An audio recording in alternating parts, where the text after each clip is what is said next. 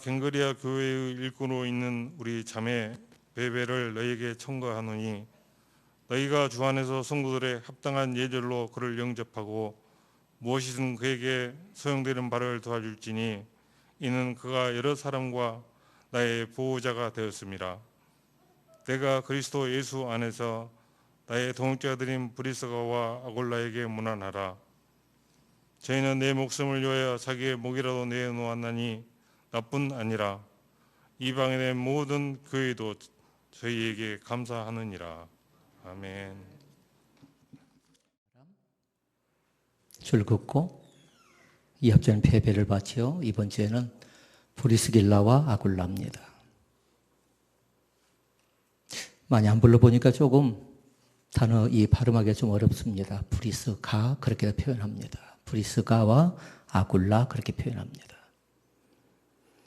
아내가 이 브리스가고요. 아굴라가 이 남편이답니다. 혼동하면 앞에 이 남성을 흔히 부르니까 브리스가가 남편이고 아굴라가 부인으로 생각할 수 있겠지만 그러나 여기에 나오고 있는 사람은 다른 사람이 아니라 브리스가는 여성이고 아굴라는 남성. 가까이 있는 원룸에서 전화가 왔습니다. 그리고 저에게 뭔가 따지는 그런 이 목소리였습니다. 평상시에 저를 보고 있답니다. 차가 왔다 갔다 하는 그 모습도 보고요. 또 성도들이 이 교회를 왔다 갔다 하는 그 모습도 다 보고 있는데 내가 교회는 다니지 않아도 나는 반 기독교 신자라고 그렇게 표현을 했습니다. 그러면서 그분이 얘기합니다. 자기 어머니는 권사님이시래요. 권사님. 따지는 것이 뭐냐면요. 두 가지를 따집니다.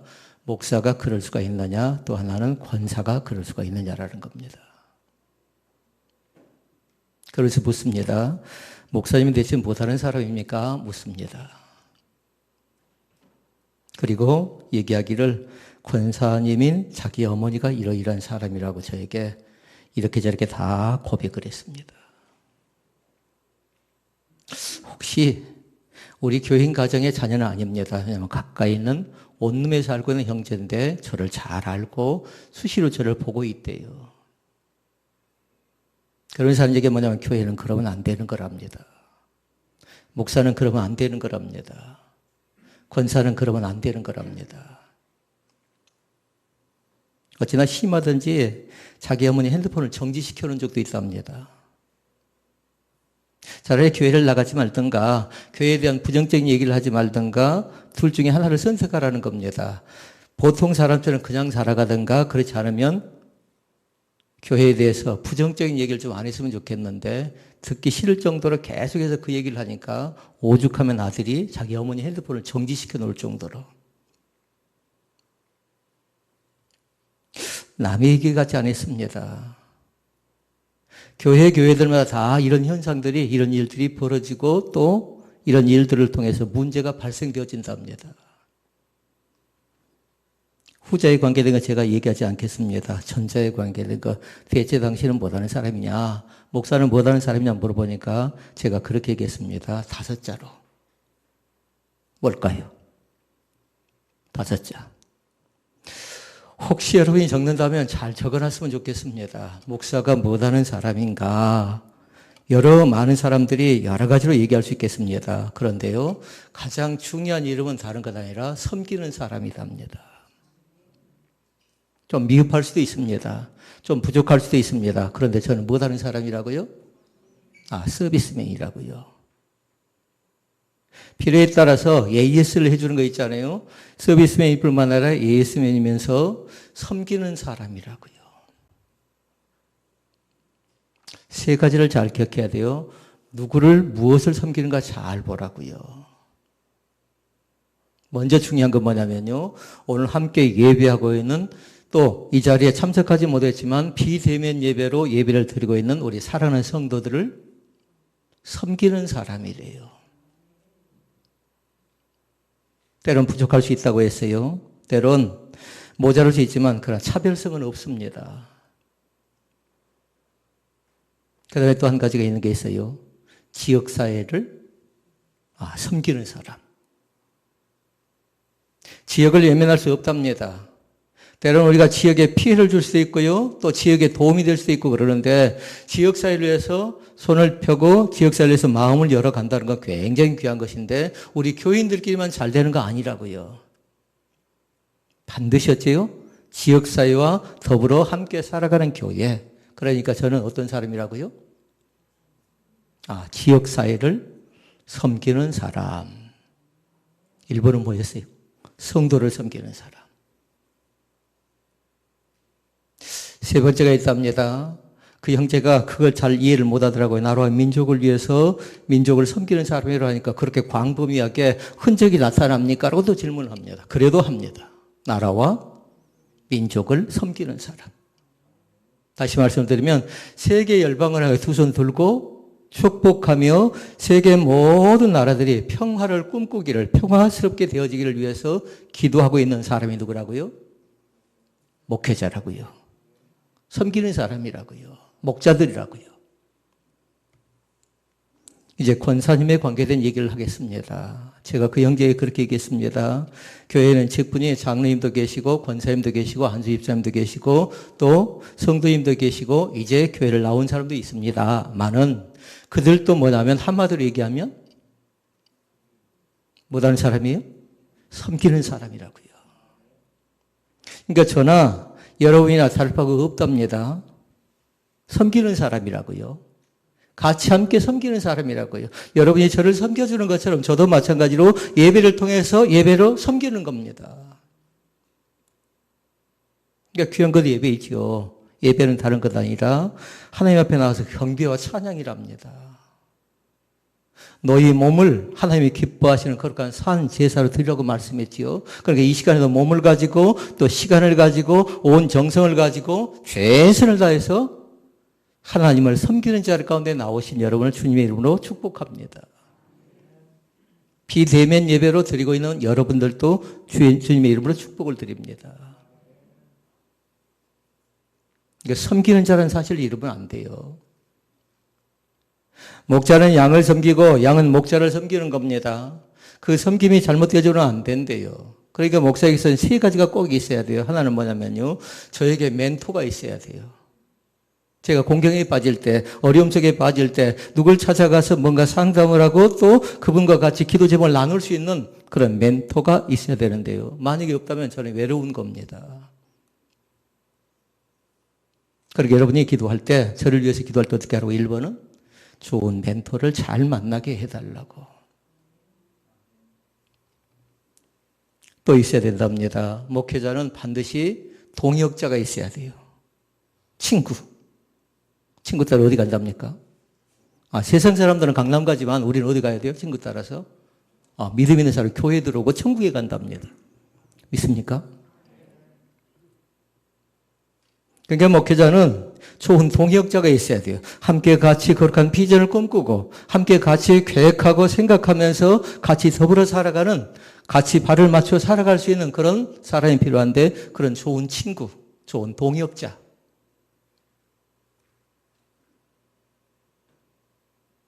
만약에 없다면 어떻게 된다고요? 고립된다고요. 그러면 외로워져 버린다고요. 그런데 사람은 혼자 살아갈 수가 없잖아요. 사회적이잖아요. 그러니까 같이 더불어 살아가야 되니까 조금 수준이 안 맞아도 상관없답니다. 나이가 조금 달라도 상관없답니다. 근데 반드시 하나님 나라의 거룩한 공동체를 같이 꿈꿀 수 있는 좋은 동역자, 좋은 친구가 있어야 된대요. 그리고 저에게 또 있어야 될 사람도 있답니다. 누가 있어야 될까요? 멘토가 있어야 되고 좋은 동역자가 있어야 되고 또 누가 있어야 될까요? 여러 가지 많이 있겠잖아요. 그러나 그 가운데 중요한 것 한 가지를 더 얘기한다면 살아가는 성도들이 있어야 된답니다. 이 세 가지가 있어야 된대요. 그러니까 그것을 위해서 기도하는 겁니다. 오늘도 좋은 멘토와 아름다운 영적 교제가 이루어지게 하시고 또 좋은 동역자를 통해서 거룩한 비전이 생성되게 하시고 또 살아가는 성도들과 같이 한마음 한뜻된 아름다운 교회를 이루어가는. 그러니까 제가 설교 제목을 하나 정해놓은 것이 있어요. 더디 갈지라도 함께 걷는 교회가 되자라고 적어놓은 적이 있습니다. 이 교회 자체가 좀 빨리 못 간다고 해야 돼요. 좀 많은 사람이 차지 않는다 할지라도요. 같이 걷는. 그럼 때로는 어떤 사람, 키가 큰 사람은 어째가 보폭이 넓겠잖아요. 키가 작은 사람은 어째가 보폭이 좀 좁겠잖아요. 그때는 서로가 서로를 맞춰갈 수 있기를 바랍니다. 좀 넓은 사람은 좀 좁혀주면 되고요. 좀 좁은 사람은 넓혀주면 되고요. 오늘 본문에 등장하는 사람이 있습니다. 브리스가와 아굴라라는 사람이 등장합니다. 이 앞전에는 베베 집사였다고 했어요. 한 사람이 예수 믿는 가정도 있을 겁니다. 그러나 이 가정은 함께 같이 예수를 믿고 있습니다. 어떤 분이 질문했습니다. 지금 살고 있는 남편과 다정하십니까? 물어보니까 뭐라고 하냐면요. 25년을 살았답니다. 혹시 결혼했고 25년 산 사람이 있나요? 25년을 살았는데 자기 남편을 지칭하기를 뭐라고 지칭하냐면요. 믿지 않는 남편인데 그렇게 얘기합니다. 적과의 동침 25년이래요.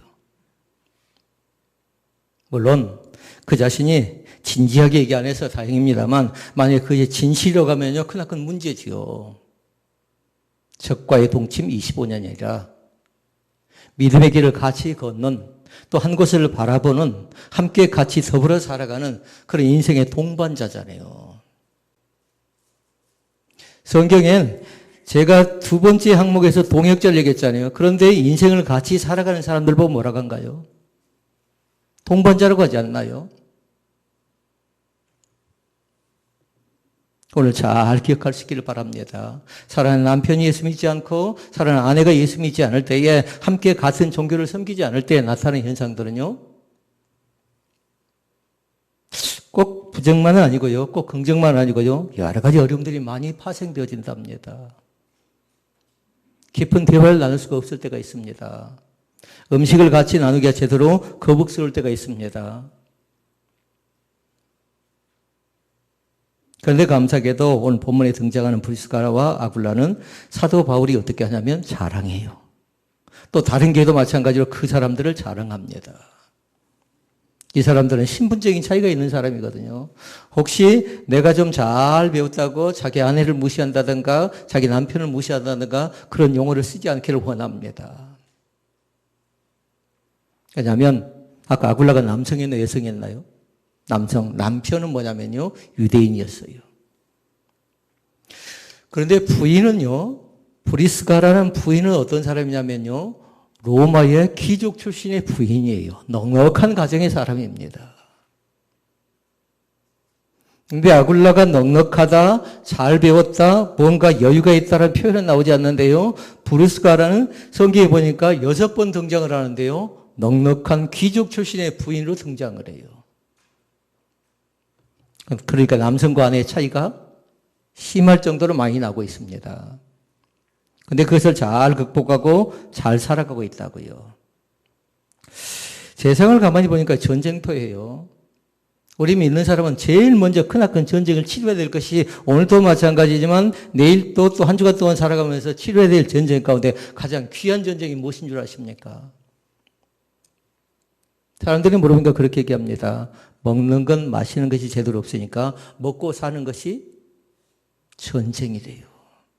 먹고 사는 문제가 중요하지요. 먹는 거 왜 중요하지 않습니까? 사는 문제가 중요하지 않습니까? 그러나 세상 사람들은 먹고 사는 문제가 전쟁이라고 할지라도 우리 예수 믿는 사람은 뭐라고 얘기해야 되냐면요. 죄와의 전쟁을 오늘도 선포합니다.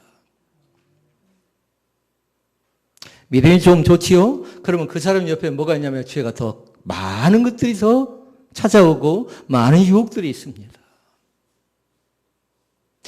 기도를 많이 한 사람은 어떤 줄 아십니까? 기도를 많이 한 사람은 반드시 시험이 찾아온답니다. 기도를 잘 하지 않지요? 기도를 대충 하지요? 건성으로 하지요? 기도 생활을 제대로 하지 않는 사람은요, 시험이 그렇게 많이 닥치지 않습니다. 그런데 기도 생활을 깊이 하는 사람은 시험거리가 많습니다. 기도를 마치고 나가자마자 시험거리에 닥쳐요. 왜 그런 줄 알아요? 조금 더 깨끗하고 조금 더 믿음 있고 조금 더 거룩하고 조금 더 하나님을 닮아가는 생활을 하려다 보니까 그걸 사단이 그냥 놔두지 않는 겁니다. 한마디로 얘기하면 잡아서 흔드는 겁니다. 근데 믿음이 있던 믿음이 좀 부족하든지 간에 반드시 죄가 우리 주변에 가득 차 있는데요. 그 죄와의 전쟁 가운데서 결단코 져서는 안 됩니다. 그런데 이 죄와의 전쟁은 뭐냐면요. 한마디로 얘기하면 사탄과의 전쟁이라고요. 사탄과의 전쟁이라고요. 그러게 이 전쟁은 뭐냐면 영의 전쟁이에요. 영적인 전쟁이라고요. 눈에는 잘 보이지 않지만 그러나 예수 믿는 사람이 감각적으로 또 기도하다 보면 깨어있다 보니까 그것을 느낄 수 있어야 돼. 아, 지금 나에게 전쟁이 가장 치열하게 지금 전개되고 있구나를 걸 느끼고 그거 싸워내야 되지 않겠나요? 사탄과의 전쟁 가운데 사탄은 뭐냐면 전략을 가지고 오고 또 뭘 가지고 올까요? 전술을 가지고 덤벼듭니다. 그러니까 사단의 전략과 전술이 무엇인가를 알 필요가 있어요. 그런데 한 가지만 말씀드리면요. 사단의 전략과 전술은요. 음흉하답니다. 한마디로 얘기하면 앞과 뒤가 달라요. 그러니까 위장합니다. 때로는 변장합니다. 치장합니다. 그러나 예수 믿는 사람은 그럴 수 없잖아요. 그러니까 우리는 해야 될 전쟁이 있어요. 반드시 뭐냐면요. 거룩이라는 옷을 입고 전쟁을 치러야 돼요.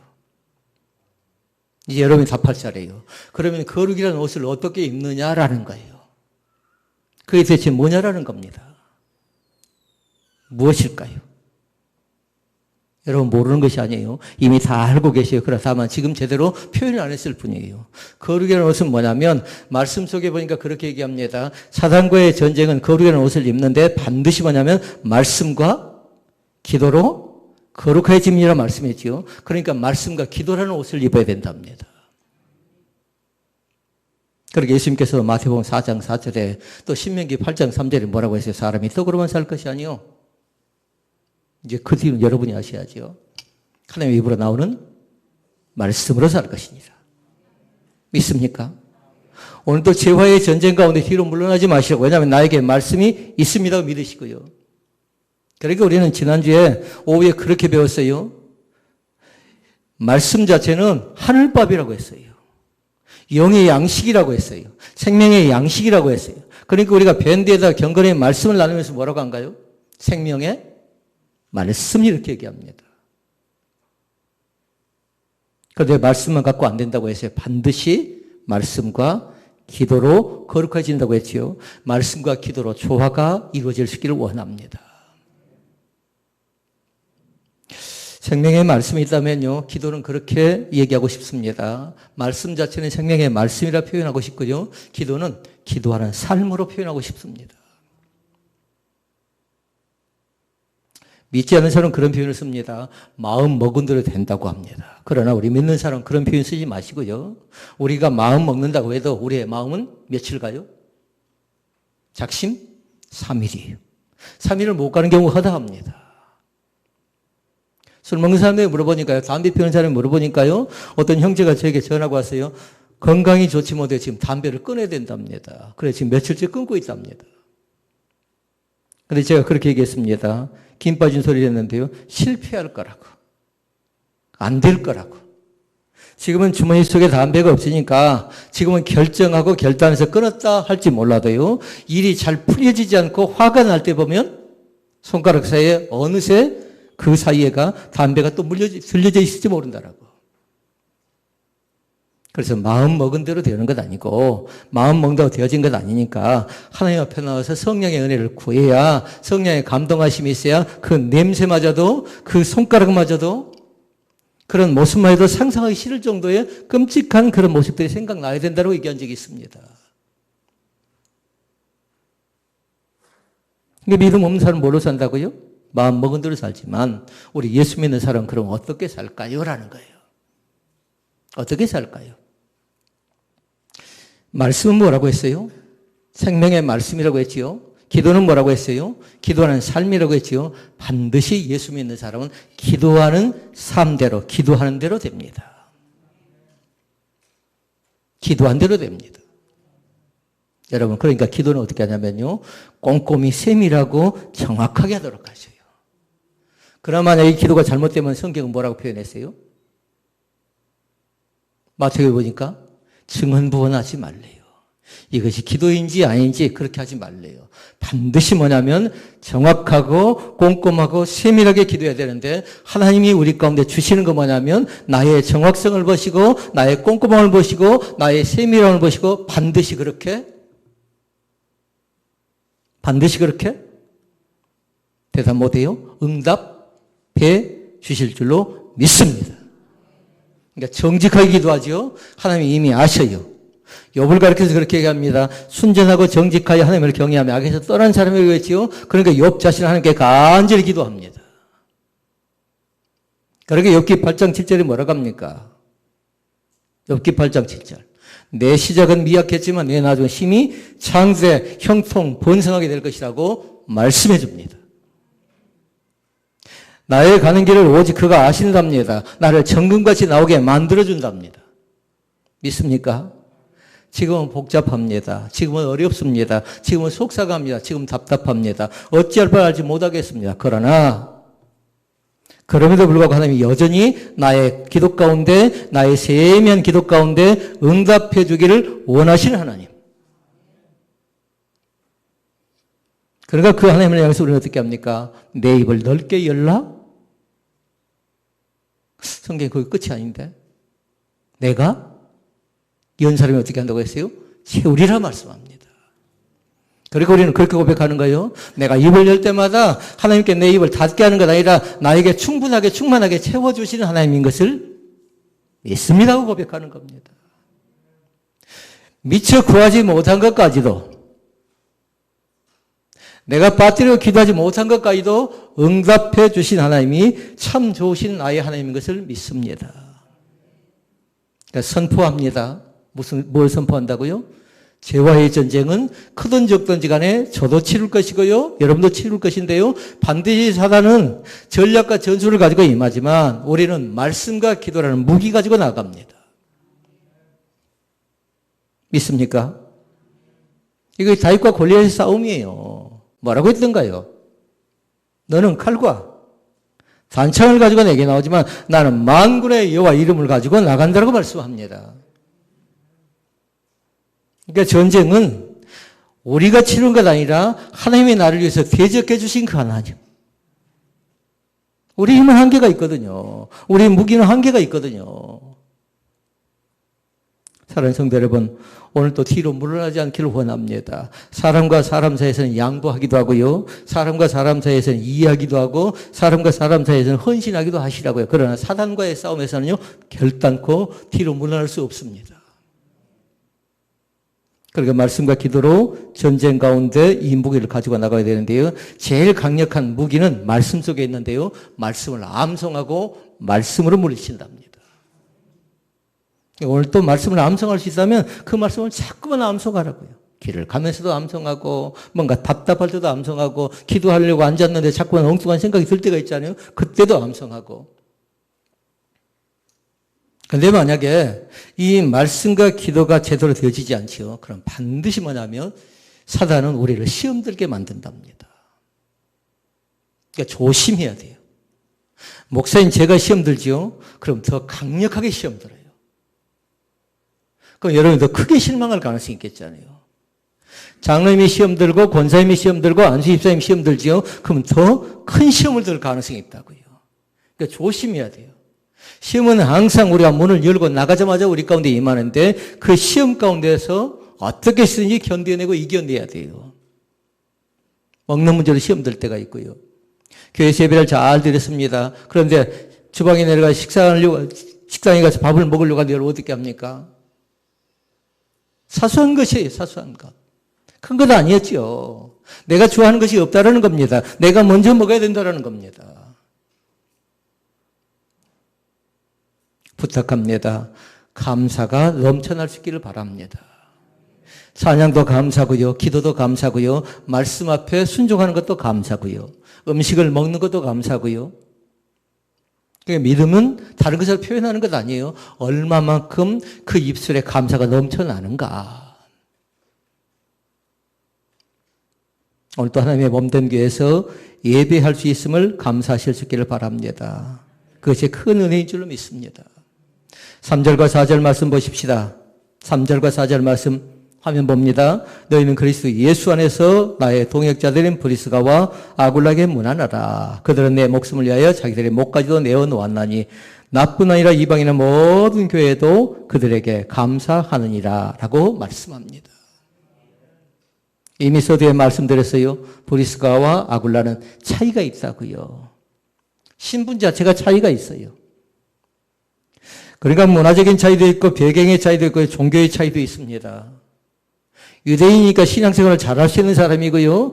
귀족 출신의 로마의 부인이었지만 이 사람은 신앙생활을 잘하지 못하는 사람이었습니다. 그런데 아굴라를 통해서 유대인 아굴라를 통해서 복음을 접하고 나서 이 가정은 완전히 바꿔집니다. 귀한 가정이 되어집니다. 기억하도록 하십시다. 함께 같이 살 수 있음에 감사할 수 있기를 바랍니다. 이 가정이 왜 어려움이 없었겠습니까? 생각의 차이, 사상의 차이, 비전의 차이, 종교적인 차이 많이 있었겠지요. 그런데 이 가정은 슬기롭게 이것을 잘 극복해 나갑니다. 남성은 열심히 일했고요. 또 여성은 지혜가 있습니다. 그러니까 사람을 선택하고 사람을 결정할 때 반드시 남성을 선택하면 여성을 보는 겁니다. 여성을 선택할 때 반드시 남성을 본다고요. 어느 정도 내주하고 외주할 것인가. 이것은 지금까지 목회를 해온 사람들의 지금까지 목회를 하고 있는 사람들은 대체적으로 다 이것을 지켜나가고 있습니다. 목사인 저를 보기 전에 사모를 본다고요. 사모를 보면 또 목사를 저를 봐야 되고요. 그런데 이 가정은 한마디로 얘기할 때 여러 가지 모양에 맞지 않는 요소들이 많이 있어요. 그런데 중요한 건 뭐냐면요. 이 가정이 조화가 됐다라는 겁니다. 다시 말씀드리면 조화의 반대는 불협화음이거든요. 잡소리라든가 시끄러운 소리라든가 다른 사람에게 방해가 되는 소리가 나지 않고 조화가 되니까 아름다운 하모니가 이루어졌다는 겁니다. 감사하지요. 오늘 기도를 누가 했나요? 이상고 집사님이 8년 전에 기사를 들었더라고요. 기타를. 왜 저분이 기타를 들었나 모르겠어요. 카페에서 사진이 찍혔는데 기타 들고 뭔가 찬양을 하고 있더라고요. 그런 적은 있었죠? 8년 전 일입니다. 구글 포토에 보니까 저에게 사진이 몇 장 쭉 뜨는데요. 12년 전에 우리 현빈인가요? 현빈 요즘에 잘 안 봐서요. 현빈이가 어릴 때 사진이 나오고요. 2013년 이 현빈의 모습이 나왔어요. 근데 많이 달라졌더라고요. 저분도 하얀 머리 생겨났고요. 우리 보람이 각각 높은 음 내려고 했죠. 내년에 조금 더 높은 음이 더 하모니가 되는 아름다운 음이 나올 것 같아요.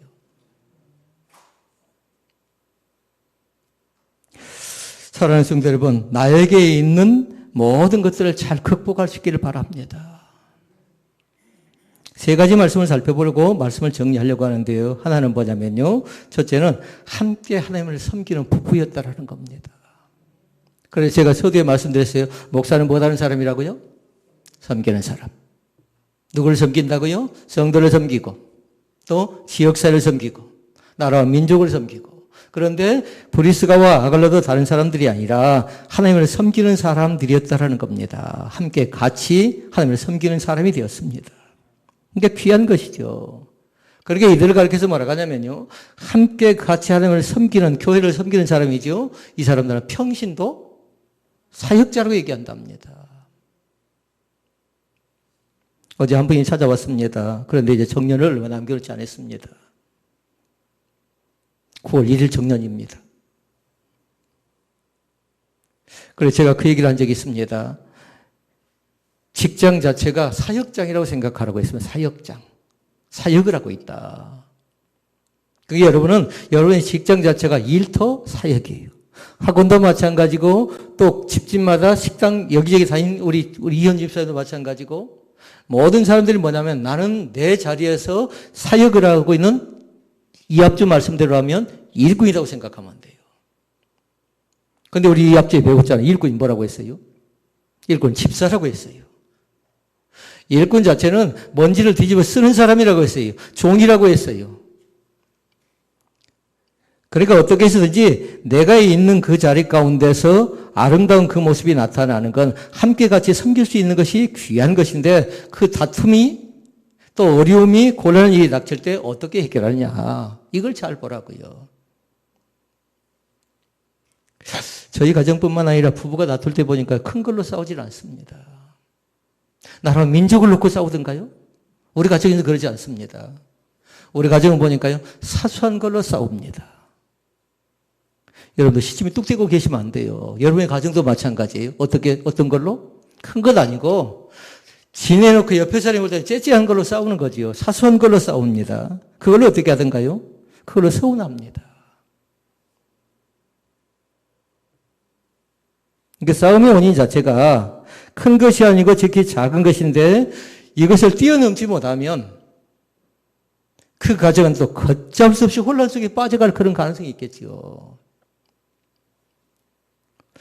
브리스가와 아글라도 왜 그런 일들이 없었겠습니까?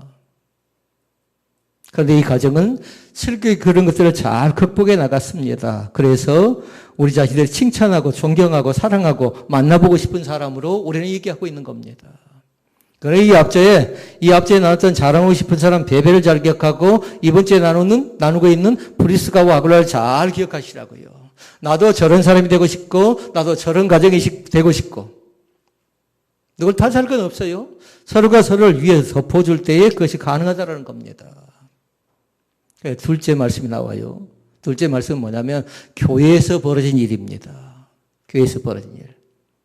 교회 지도자가 뭔가 잘못합니다. 그런데 지혜로운 조언을 해준 사람들이 누구냐면요. 브리스가와 아굴라는 사람입니다.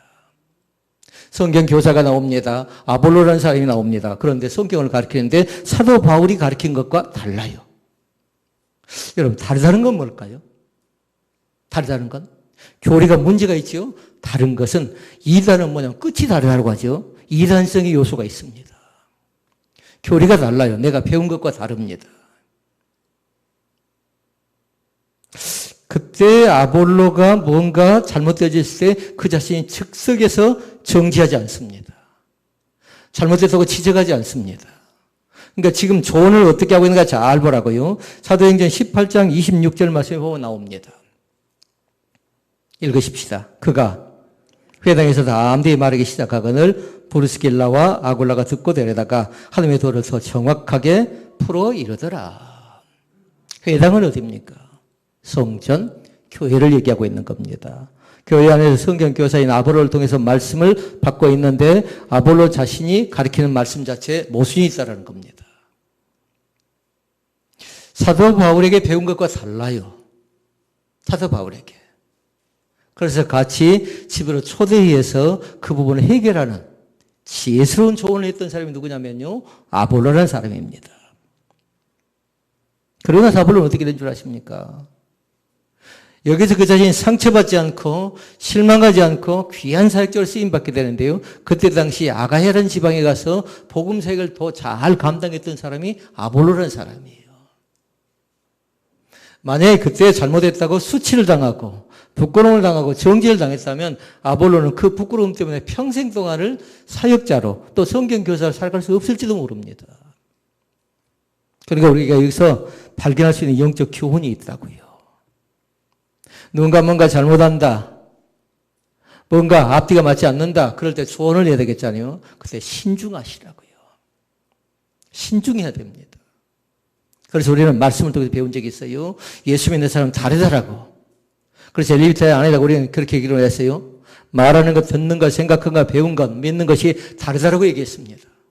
말하는 것이 달라요. 왜냐하면 어느 곳에 내놔도 목사 자체는 안다라고요. 말하는 것이 다르니까. 그런데 제가 뭐 유식한 얘기하고 뭐 거창한 말 한가요? 은혜를 받은 사람은요. 반드시 해야 될 것이 있답니다. 그건 뭐냐면요. 은사를 받아야 돼요. 은사. 그런데 갈라디아에서 보니까요. 그 은사가 9가지가 나와요. 은사를 다른 말로 얘기하면 그건 뭘까요? 열매. 성령의 열매가 9가지 나오는데 반드시 다른 부분은 절제가 있다라는 거예요. 말을 거창하게 유식하게 유창하게 잘하는 사람은 뭐 해야 돼요? 절제를 하시라고요. 은혜 받은 사람은 어떻게 하라고요? 동네방네가 다니면서 은혜를 얘기하지 말고요. 왜냐하면 금방 또 시험 들 가능성이 있으니까 은혜 받은 건 어떻게 하라고요? 품고서 절제하라는 겁니다. 몇 년 전 어떤 분이 저에게 찾아와서 얘기했습니다. 신앙이 갑자기 좋아졌어요. 그래서 무슨 일이냐고 물었습니다. 그런데 새벽 예배에 나갔는데 앞에 강대상에 목사님이 예배를 인도하는데 십자가가 보였답니다. 십자가가. 근데 그 교회는 십자가를 걸지 않아요. 그런데 빨갛게 불이 켜졌는데 십자가가 보이니까 그것에 감동을 받았어요. 근데 여러분 생각해 보세요. 저는 그때 그렇게 생각했어요. 보일 수 있는 것이지 했는데 그 사람은 뭐냐면 그것이 은혜였어요. 하나님이 나를 사랑한다는 징표였다라는 겁니다. 하나님이 살아계신다는 징표라는 겁니다. 그러면서 그분이 얘기합니다. 나는 그 하나 증거 때문에, 나의 그 체험 때문에 나는 결단코 하나님을 떠나지 않을 것 같습니다라는 확신에 찬 말을 했습니다. 그래서 제가 그때도 그 얘기한 적이 있습니다. 은혜를 받으셨군요. 은혜 받았으면 절제하셔야 됩니다. 몇 년 뒤에 만났는데요. 아쉽게도 그분은 그 은혜를 다 소멸했습니다. 그래서 제가 그 얘기를 해줬습니다. 그때 기분 좋아가지고 한참 은혜를 체험하고 들떠가지고 저에게 했던 얘기를 제가 그대로 해줬습니다. 그때 눈물을 흘리면서 하는 얘기 뭐냐면요. 난 그 시절이 굉장히 좋았다면 부부관계 문제가 해결되어지고 가정에 풀리지 않던 사업적인 문제가 해결되어지고 사랑하는 성도 여러분, 여러분의 체험 귀한 것입니다. 아멘. 큰 것이든 작은 것이든요. 나의 병을 고쳐준 그 체험 얼마나 귀한가요? 우리 가정의 문제를 해결해 준 거 얼마나 귀한가요? 나의 자녀의 기도의 제목이 응답된 거 얼마나 귀한가요? 잃어보지 마시라고요. 그걸 잘 기억해서 간직하시라고요. 마지막 세 번째입니다. 마지막 세 번째는 뭐냐면요. 주의 종의 동역자들이었습니다. 동역자는 함부로 쓰지 않습니다. 말씀드린 적이 있어요. 저에겐 좋은 멘토가 있어야 되고 두 번째는 좋은 동역자가 있어야 되고 사랑하는 성도들이 있어야 된다고. 그런데 사도 바울은 얘기합니다. 동역자래요. 동역자. 그러면 알아야 되겠잖아요. 이 동역자의 뜻이 뭔가. 동역자는 한마디로 얘기하면 뭐냐면요. 함께 일하는 자랍니다. 사도 바울이 뭐하는 사람입니까? 장막 제조업자입니까? 물론 자기의 직업일 수 있습니다. 그러나 사도 바울에서 우리가 알 수 있는 건 뭐냐면 복음을 전하는 파수꾼이죠. 그러니까 복음을 위해서 함께 일하는 사람이 누구라고요? 브리스가와 아굴라입니다. 귀한 사람들이라고요. 함께 일하는 사람들이라고요. 4절 말씀 봐볼까요? 그래서 사도 바울이 이 가정을 위해서 그렇게 기도하지요. 그렇게 칭찬합니다. 4절. 그들은 내 목숨을 위하여 자기들의 목까지도 내어놓았으니 나뿐 아니라 이방인의 모든 교회도 그들에게 감사하느니라. 있습니까? 동역자는 뭐냐면요. 혼자 하는 것이 아니랍니다. 함께 같이 그 일을 감당해 줄 사람이 있다는 겁니다. 그러면 일이 효과적이고 효율적이고 복음을 전달하는 데 있어서 훨씬 더 능력 있는 사역을 할 수 있답니다. 그러게 여러분은 저에게 있어서 얼마나 귀중한 보배일까요? 여러분도 그렇게 믿으신 줄로 믿습니다. 저도 여러분은 그런 존재로 생각합니다. 때로는 믿음이 연약해질 때도 있고 때로는 시험 가운데 빠져서 허우적거릴 때도 있습니다. 그러나 낙심하지 않기를 원합니다.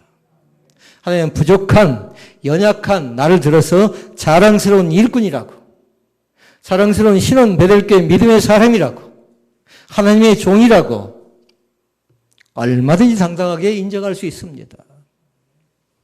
말씀을 정리합니다. 목사는 이런 성도를 자랑한답니다. 베베 집사처럼 교회를 충성되이 섬기는 성도일 뿐만 아니라 또 목회자에게, 교역자에게 형제 자매처럼 의지할 수 있는 성도. 힘들 때, 어려울 때 보호자 같은 성도. 또 그런 일꾼들이 우리 주변에 있는데 그 일꾼을 모른 체 하지 않고요. 그 일꾼들과 함께 살아가기를 원하시는 겁니다. 오늘 내가 바로 그런 사람입니다. 라고. 내가 바로 그런 자리 가운데 들어가기를 원합니다. 라고. 하나님의 백부하는 그런 은혜의 결정이 우리 가운데 있어지기를 주의 이름으로 축원을 드립니다. 기도하시겠습니다. 우리 아버지.